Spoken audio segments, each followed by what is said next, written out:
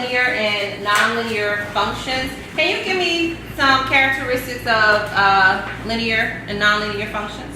Lena? So a linear function, it makes a straight line, is when the equation is constant, and a nonlinear is when it doesn't make a straight line and it's not constant. Alright, so everybody heard what she said? Yeah. Anybody want to add to that?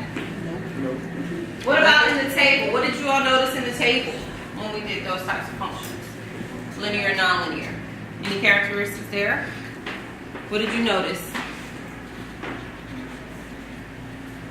Okay, go ahead then. It was kind of like you generated, like that's how like I remember, like it went up and down like the same way. So we'd start like the second and then subtract it by the first to see if it was actually like a linear one. All So right. you could actually tell by the graph, the table, if you didn't like know the graph. Good. So she was saying if we took the difference of the previous value and then we continue to do that in the table, and if the number came out to be the same value or was constant, then we realized that we were dealing with the linear function.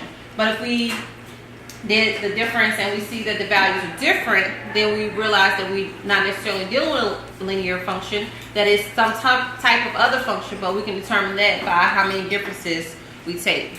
All right, everybody recall that? So now, what I want you to do is to take your trials. It's 10 different trials here. And the activity requires to say what makes a function linear or nonlinear. So in this packet, you're going to make predictions. You're going to discover different types of linear and nonlinear functions.